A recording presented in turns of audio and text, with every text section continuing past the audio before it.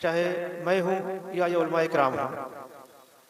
हमारे जो सफ़र होते हैं, जो आना जाना होता है, उसका मकसद मुसलमानों से सिर्फ एक होता है, नारे लगवाना, हाथ चुमवाना या आगे पीछे दौड़ कर आप इस्तेमाल करें, ये सब मकसद नहीं होता है।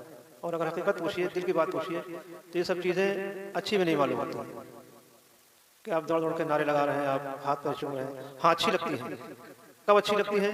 कि जब हमारे आने के बाद आपके अंदर कोई तब्दीली पैदा हो जाए, है ना, कि आपने हमारे हाथ चूमे, पैर चूमे, आगे पीछे दौड़ रहे हैं, नमाज गायब। कितने लोग ऐसे यहाँ पे, इतना मजमा है, कितने लोग हैं, पता नहीं कितने लोग होंगे, मेरा ख्याल से 75% लोग ऐसे होंगे जिन्होंने ईशा की नमाज नहीं पढ़ी होगी। बताइए, आप मेरे पीछे दौड़ रहे हैं, भाग रहे हैं, हाथ चूम रहे हैं, पैर चूम रहे हैं, नारे लगा रहे हैं, ईशा की नमाज गायब। मैंने जो कहा कि नारे अच्छे नहीं लगते, नारे इसीलिए नहीं अच्छे लगते, ईशा की नमाज छोड़ के मेरे साथ नारे लगा रहे हैं आप, मेरे हाथ चूम रहे हैं। तो ऐसे हाथ चूमने से क्या फायदा है? ऐसी अकीदत, ठीक है अकीदत है आपकी, लेकिन जो फायदा अकीदत को मिलना चाहिए वो नहीं मिलेगा। काश कि आप ईशा की नमाज पढ़ के आए होते और ईशा की नमाज पढ़ के इस जलसे में आप बैठे होते, इन उलमा की ज़ियारत की होती आपने, और उसके बाद मेरे हाथों को चूमते और फिर फजर की नमाज बाजमात पढ़ते आप, तो आपको हाथ पैर चूमने का और उलमा की ज़ियारत का फायदा ही कुछ और होता। तो ठीक है, इस वक्त जो भी है, लेकिन आइंदा जब मैं आऊँ तो मुझे ये सुनने को मिले कि हाँ, ये जलसा हुआ था, उसके बाद से इस कस्बे में तब्दीली आई है। इस कस्बे में लोगों के अंदर एक नया माहौल पैदा हुआ, एक नई रोशनी आई है। ये दस्तारबंदी का जलसा है, मदरसे का जलसा है, बच्चे फारिग होते हैं, ये दीन के खादिम हैं, बच्चे बड़ी मेहनत से, इन असातिज़ा ने, मौलाना साहब में इससे मेरा तारुफ नहीं है, ऐलान कर रहे थे, बड़ी मेहनत से इन्होंने बच्चों को पढ़ाया है।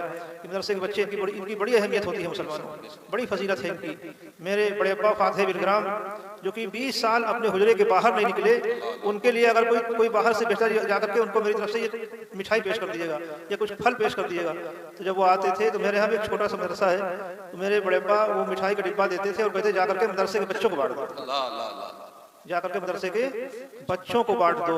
पहले तो नहीं समझता था, छोटा था, कि ये मदरसे के बच्चों को क्यों भिजवाते हैं। बाद में जब पढ़ा और मालूम हुआ तब समझ में आया कि ये मदरसे के बच्चों को अपने घर में ना भिजवा करके मदरसे के बच्चों को मिठाई भिजवाते हैं, कि इल्म दीन हासिल कर रहे हैं या कुरान मजीद पढ़ रहे हैं, अपना घर छोड़ के आए हैं, तो उनको मिठाई जाकर के थोड़ी थोड़ी मिठाई बच्चों को बांट दो।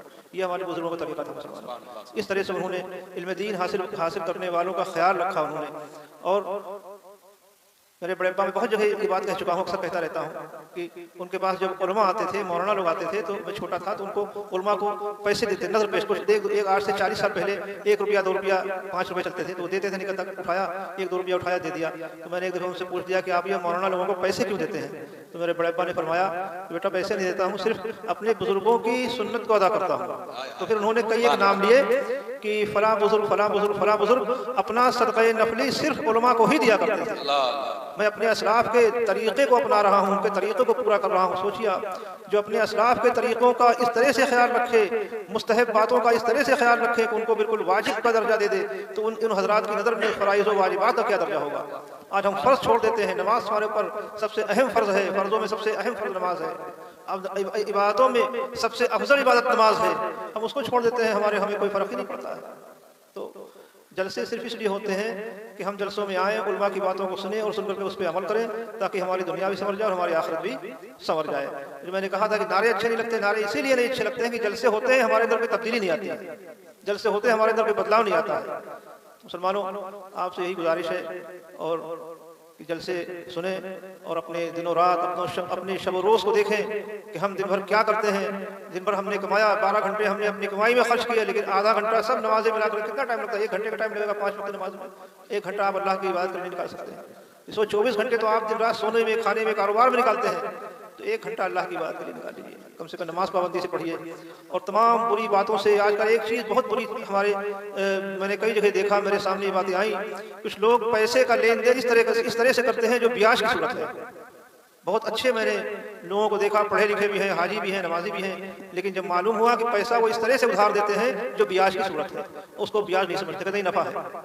तो अगर किसी को लेन देन आपको करना हो, किसी को उधार देना हो, उससे लेना हो, अगर आपकी समझ में ये नहीं आ रहा है कि ये जायज़ है या नहीं जायज़ है, तो आप किसी आलिम के पास जाइए। और उनसे मालूम कीजिए कि मैंने इनको पैसा अपने कारोबार के लिए दिया है और इनसे मैंने इस तरह से नफा लेने के लिए कहा है, शरअन ये नफा जायज है या ये सूद है।